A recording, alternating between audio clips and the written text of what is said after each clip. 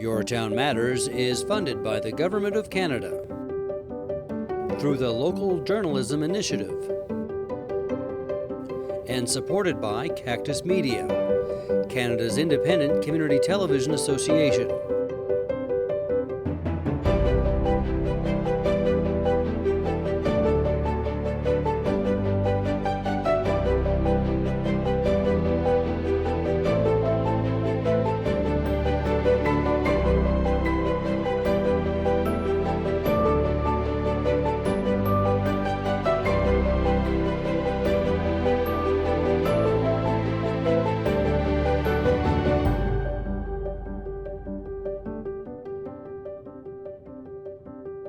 I'm Vicki Hogarth, and welcome to Your Town Matters. I'm joined today by the Mayor of the Town of St. Andrews, Brad Henderson.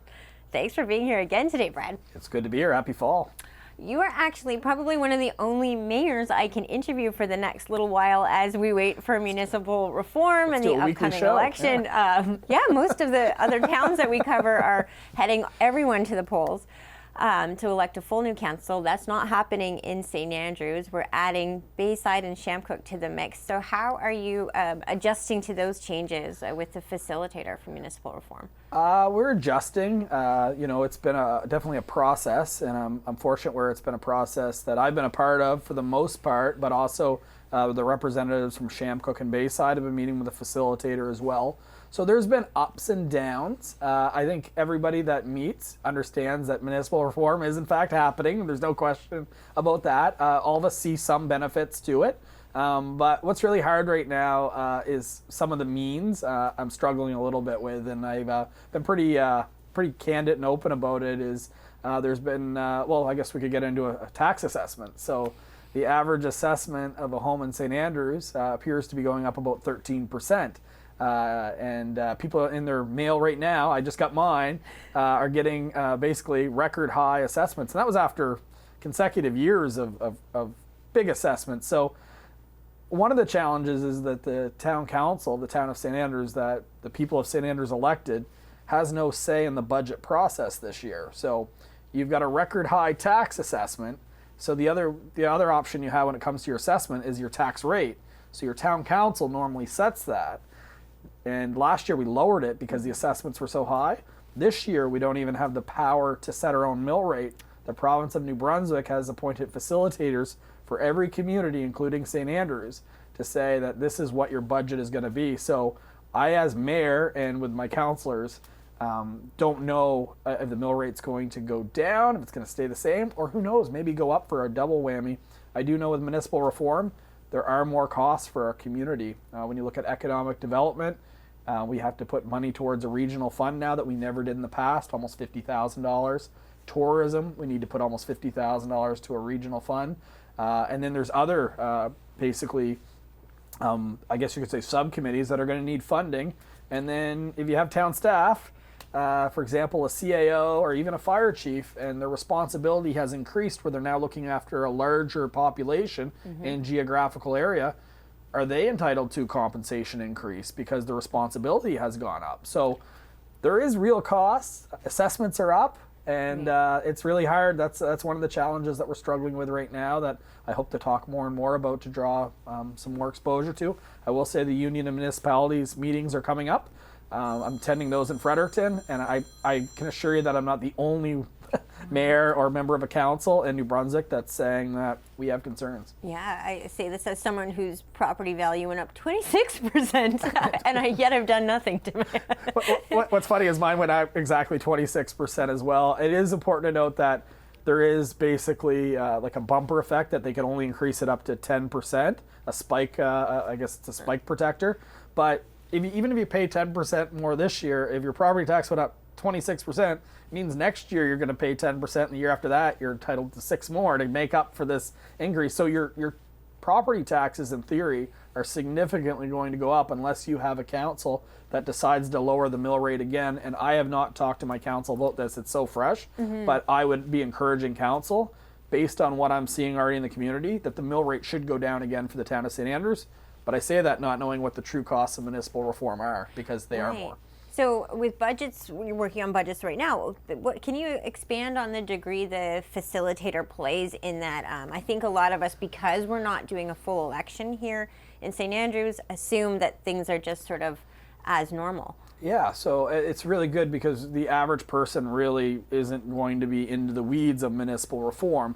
So we have a facilitator, and a very good facilitator. I've got to give full marks to him. His name's Don Fitzgerald.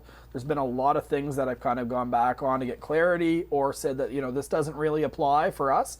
And he has had some success, but the budget, it's been pretty consistent throughout the entire province. So how it works is our facilitator works with town staff. So it would be our CAO and treasurer, as well as any supporting staff, and they would be the ones to work together. The facilitator essentially would become all of council, one person, and they would work to figure out what's best. The good news is I've got a lot of confidence in town staff. They understand some of the challenges obviously our community's having. They have our asset management plan, so really there shouldn't be any big surprises of new things that need to be spent. If we're doing it properly, we should know kind of this year or 5 years from now what we really need to spend on capital projects, for example.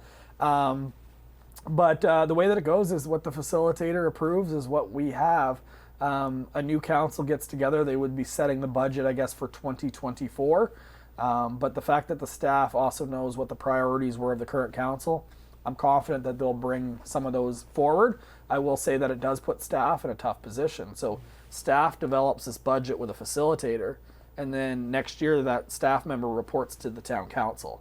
So if there's any discrepancies or any areas that are short for the community, it puts staff in a sticky spot. And I'm not saying I would blame them in the situation, but it's just to basically approve a budget to someone you don't report to and then immediately report to a new board that had no say in it. That's not a good way to set them up for success. And in a lot of communities that are merging together, you have brand new CAOs. Mm-hmm. And again, I don't think that's setting them up for success either. So again, I'm looking forward to talking about economic development, tourism, all these stuff regionally. But the end doesn't justify all your means, and there's some serious challenges with the way reform is happening, at least for St. Andrews. And I'm sure if you talk to any other mayor, they would probably voice their concerns. I guess the only advantage for me is I don't have to run in the election. And the way that was for clarity for municipal reform is if you had two communities kind of merging together, like Blacks Harbor or St. George or Minto and Chipman, you would have to have a full election. Or if your population increased by more than 50%, our population didn't increase by 50%. So as such, our council remains intact. We have 3 new councillors joining us that are in a ward system from Chamcook and Bayside, which we're really looking forward to. They had just recently had an information session out at the Bayside Community Hall, and information on how you can be a candidate and the dates are just being released right now by the province. Wow. Now, did you see that there was a lot of interest in people running? There's been a lot of conversations. When I ran for mayor, I had a lot of conversations with councillors in the community, people that were thinking of running. I'd say probably only half the people that were thinking of it actually did put their name forward. I do expect that it won't be I don't think it will be just you run and you automatically get in. I do think we're going to have an election. I think there'll be a number of candidates that put their name forward. I just hope that they're individuals that come and want to truly work together. This is the, whether you like it or you don't, this is the deck of cards that we have and the hand you got dealt. So what we have to do is maximize the opportunity for our community, because the change has already happened, and we have no choice but to make the most of it. And I should clarify, the reason you can be my only guest on Your Town Matters right now is we're about to cover municipal reform and the elections for all the other communities that have to elect these brand new councils, and due to our broadcast regulations in election times, we can't give anyone more airtime who's running. So you have Brad. Oh, wow. You've got the spotlight for the next, November 28th is the election. Hopefully your ratings don't go down. But I think there's only like 11 mayors and councils that actually remain intact in the whole province. So and I feel bad. They just ran, been in a year and a half, and they have to rerun. And the other thing is, you just get going after a year, and these councils are being basically torn apart when they just probably are starting to get some momentum behind some of the things they've been working on. So it's got to be frustrating for those that have to rerun, for sure. I know that they definitely feel they can't really make decisions for the future, but I imagine there's some feelings like that no matter what when you have to bring in new communities, you want to make decisions that encompass all the new people in your municipality. I wonder though, and I've been covering municipal reform since it was announced, and I still have so many questions, maybe you know the answer to this. If you add 3 new councillors, this will be for 2023, but the election November 28th. I hope I'm getting that right. I think you're right. Will that lock everyone in for another 4 years at that point in time? It is. So we, myself, I was on the previous council. We had a 5-year term, the first that I think in the history. Because of COVID, they decided that they weren't going to do the election. Everybody just stays in office for another year. We're very fortunate in St. Andrews where everybody did the extra year. So we did the election this time for 4 years, and then we found out that again it's 5, and this time it's because of reform. So those around 11 communities where their mayor and council's intact is in fact going to be doing a 5-year term. 5-year term. Which is a long period of time. I actually presented to UMNB that maybe they should consider 3-year terms. I think as a province we've struggled to find young people to raise their hand and get involved.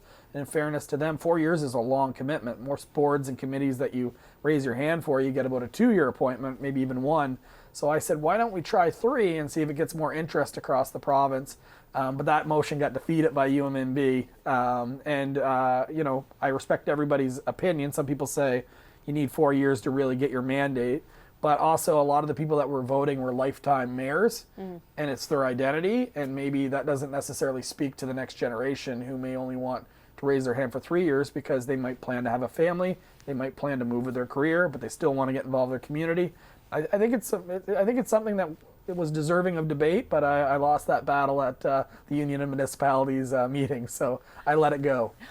Is there any talk on, now with 9 councillors that you will be having as of 2023, would that mean 4 years from now you'd still elect another 9? Are there conversations there yet, or would you reorganize and do 6 or 7, let's say? These are really great questions, actually, like to get it in the public. So the new council, the 9 members plus mayor, would have the opportunity to revise it. And one of the things I would consider is 9 people is a lot. If you've ever watched a town council meeting, debate's healthy, but in the same sense, when you have an agenda with a lot of items, having 9 people weigh in is a little tough. And traditionally in St. Andrews, the mayor breaks any tie, so the mayor only votes in case of a tie. Well, if there's 9 of them, I actually don't get to vote anymore, which I'm not, sometimes you wish you could vote, sometimes you wish you can't, but when you run for mayor, probably the majority of the time you're not going to vote. I would wonder if we're not going to go to 4 councillors in the town of St. Andrews and then 2 for the LSDs because the population's about 50%, but that'll be for the 9 councillors to decide once they get in. And I don't think that'd be a conversation you probably have right away. There's a lot to be determined. There's a lot of factors people are wondering outside of taxes. It's like, what bylaws in the town of St. Andrews are going to impact me in Chamcook Bayside? Like, we have certain zoning bylaws. We have, I could give some random noise bylaws. Like, there's different bylaws in the town, and you can have different bylaws for different areas. I think personally, and again, I'll leave it up to the 9 councillors, but I think everybody should get comfortable in the room together, and I think status quo is not necessarily a bad thing. So the bylaws you're used to in your area should probably remain in your area, but that's up to council today. The 2 big opportunities I see, again, through reform would be, not that anything is needed to be changed, but our town water supply is outside of the town of St. Andrews. Now it will be within the town of St. Andrews, so that will be good from a standpoint of working together and trying to find solutions. And for economic development, the Bayside Port, I think, is a gem. I think it's got a lot more to give. It could create more employment in our area. We have no industrial park in St. Andrews or no port, so it's a whole new lever where the town can actually look to maybe grow business, and I think those are both positives of reform as well. Oh, and I should mention that Kelly Cove Salmon recently did a presentation of a plan that would, I guess, now fall in your municipality. Do you know where you're at now with that development? They're doing more testing. So they had a public engagement session. So Cook Aquaculture did, or Kelly Cove Farm, same. It's a sister company, they're very open and candid about what they're trying to do, what they need for water. There was a lot of people from the LSDs there. I was pleased to see that we had quorum of council members. So we had over 4 members of council, including myself there. Town staff went as well. To find out more. We would have been there whether it been reform or not, because that is our town drinking water that's in the Chamcook watershed. So just for the public's information, it's a proposed hatchery. that would require wells to be drilled in the Chamcook watershed. So some of the concern is, what would that do to lake levels? What would that do to neighboring properties that have wells? And the question is this water that's just running off anyway from the lake, or is this water that would actually come and lower the lake? So there was questions around that. They have preliminary tests. They want to do some almost, I would say almost like models where if we didn't get rain for 20 years, what would be the impact? So they're doing more testing. They're supposed to come back. I will say Cooks has done a good job of getting out in front of it. I would like to see the Department of Environment actually get more involved with the members of Bayside and St. Andrews to also give us reassurances, because the engineers, they definitely give them full props. They definitely are experts in the field, but the question that was probably the best question I heard there is, what if you're wrong? What if this $74 million facility is built and it does impact the lake levels? So it's a legitimate question, and to be honest, you don't want to just oppose big business just because it's big business. Cooks employs a lot of people in our communities. They do a lot of charity work. I know that even my kids love the fireworks in St. George. We're very appreciative to have a world-class business like Cooks in Charlotte County, so we should do our best to support them when we can. But with that being said, when it's your only water source, you've got to do due diligence and make sure that it's going to be there, not just for this generation, but for the generation to come. And we look at other factors like rainfall, climate change. We want to make sure that we're not getting it right for today, we're getting it right for tomorrow as well. And I should mention Joel Richardson from Kelly Cove Salmon, Cooks Aquaculture, and Lionel from Sorensen Engineering are going to come sit on this couch. So maybe I do have another Your Town Matters if I can do it on this show to answer questions from the public. So I'll just let you know at home right now, if you have a question regarding this development, just email news@chco.tv and we will make sure to answer them here. So that's great. And just recognizing that's something they don't have to do, and they're doing it. So it's good that they're getting out in front and answering as many questions as they can. So full marks to them, and hopefully we have many more conversations in the future, and it's not something we have to decide with like 2 weeks notice is my fear, right? So. Yep. I think this is our first time talking about Bayside on the show too, so here we go. Here we go. One of the issues that all the councillors and yourself, when running for election last time, mentioned was housing, and you have been really proactive in terms of putting ideas out there for housing developments. I know there's a call for a development on Champlain. Yep. Can you talk a little bit about that? That was just announced this week that you're looking for developers to submit ideas and plans. It is. So it's a call for proposals for affordable housing. I kind of call it a little bit of a fishing expedition where you're just seeing what's out there. It's important to note that this PID is the exact same one off Champlain that we put for call for proposals last time. We were able to secure a couple proposals, but as we went down the conversation with the developer, we didn't deem that it necessarily checked all the boxes of the RFP. In particular, did it really truly address affordable housing? So as such, we have reissued that RFP, and that developer has well within their authority to present their proposal again, but we just want to make sure that when we do a call for proposals that it is actually meeting what we intended and what other people thought was what the call was for. So for those that don't know that parcel of land, I would call it kind of the wooded area. Anchor's Landing is right there. There's woods. They have woods there, so there would be a buffer, but it's beside that. The town has two access points. One's a lot that would put it in behind some houses on Champlain. They are going to want to know what is happening, so there would have to be a very big public process around that, because that would be essentially almost in their backyards. Again, they have their backyard, but it'd be like adding a little almost village in behind, or potentially apartment building if that's what council decides. Last time, it was important to note that council liked kind of a single story type development back there versus an apartment building, just because it is kind of in that subdivision area and there's already apartment building on that side. So they thought in people's backyards that way it might be better to have a village. And the other thing is we're looking for all different types of housing. We knew Blue Moon property is going to be potentially an apartment building if that goes through. And we really think that more and more people are looking for kind of that single story garden home type home to have their own unit. But who knows? Someone could submit tiny homes. Who knows, right? We're up for proposals, but we're excited to see what comes in. We have made progress. Certainly, we have two developments that are underway right now. I would call those almost market rentals. the Blue Moon proposal is affordable. But really, when we get done, we're looking at about 200 new units to the town of St. Andrews. When you add them all up, it would be great to have at least half of those to be affordable, because that's truly what we're trying to identify. But there's lots of opportunities for development. It's a challenge, to be completely honest, as a lot of people that live nearby to these developments are impacted, and they have legitimate concerns. Sometimes, I'll be honest, they're maybe not legitimate. They just don't want them beside their house. But there is a lot of legitimate concerns as well. And development's important. We obviously have a housing crisis. Our population declined census after census until recently. It's one thing to attract new people, but to retain them is a whole other story. So it's really tough. I'll say that when it comes to hearing of objections and things like that, definitely when it comes to housing developments, we hear the most, because generally speaking, people don't want multiple residential units close to their home. And again, sometimes for good reason, sometimes just because they don't want them beside their home. Florence Mitchell from CHCO, she and I spend a lot of time on the road traveling to different council meetings in southwest New Brunswick, and a lot of different councils are looking at this idea of development deals.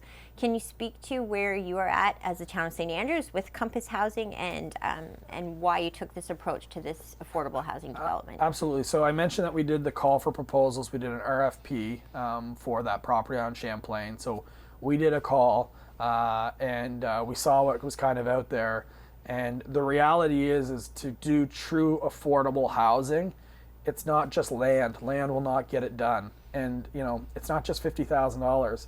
The Compass Housing, I'll give an example. That's 42 units. If you knocked $300 a month off rent, basically that's only $50,000. and only subsidize that for 4 months. So if you're going to make an impact, you have to invest. And the town of St. Andrews has they set their priority. Their number one priority was to diversify housing in St. Andrews, to provide especially rentals. And what they did from there is they set a budget. It's about $900,000 that we were prepared to spend. But what we've been doing when we're looking at deals is we've been looking what the payback is. So there was a couple developments that are going right now. There's rentals plus garden homes to help people kind of downsize. But the payback on those are 3 to 5 years in taxes. So we're giving money just to help put services and roads in, but the tax dollars that those new developments are going to give us will pay for itself in 3 to 5, and then technically we're going to make money off it as a tax base. So it's an investment. But when it gets to Compass Housing, the Blue Moon project, it is aggressive. It is the most aggressive we've ever been. $500,000 I do not take lightly at all. But what that does is it will lock in affordable pricing for 15 years. Through CMHC, if they get funding, they only lock in 10 years. We're locking it in for 15 years. And when we did the payback on that $500,000 in 10 years' time, we'll be getting $500,000 back in tax revenue. So then not only did we provide affordable housing and get our money back, the next 5 years we'll have affordable housing and actually grow get extra money for the town of St. Andrews. So over 15 years, we get $750,000 back in tax money is the calculation behind it. So it's aggressive. You can't play that game forever. I would say that there's concern over giving that much money to one private developer to help make a development possible.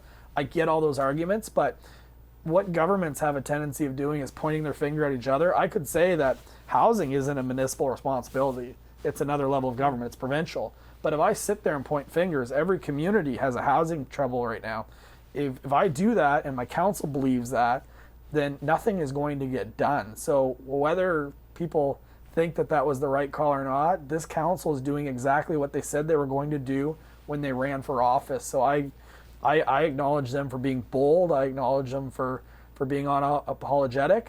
They are understanding to concerns, but they are going to find a way to make affordable housing in this community. And when you're in a big city, it takes thousands of units, right?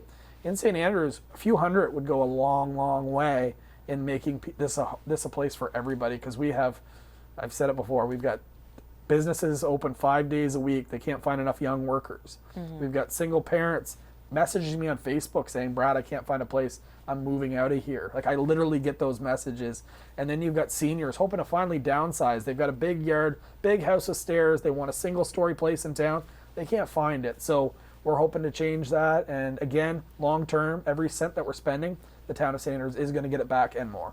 We have less than a minute left, so I'll just get you to quickly touch on where we're at with the old HMS building lot and the proposed a condo building there. Okay, very quickly. So what they were looking is to remove it from the secondary municipal plan due to its height requirement. That was the first step. That is all that really council was debating at that particular time. It has been brought to our attention by the planner that we are to do that, but we should also do what's called a development scheme bylaw. That is giving it its own bylaw that says specifically what will be built on that property. So the neighbors that have concerns about what that's going to be, that's all stuff that should be addressed in the development scheme bylaw, but also the development agreement. So that's the weeds that we're going to be getting into. There is going to be another hearing of objections because of the development scheme bylaw. So people that have opinions of support, which we've got, but we also have opinions of opposition, they're going to have another chance to speak to council, but also to submit it as well. So we'll make sure to put that date and the time in the comments of this video, but I really appreciate the time and all the questions today. Thank you so much for being here today, and I guess I'll have you back very soon. I guess I'm your only option. My guest today has been the Mayor of the Town of St. Andrews, Brad Henderson. I'm Vicki Hogarth. Thank you for watching Your Town Matters.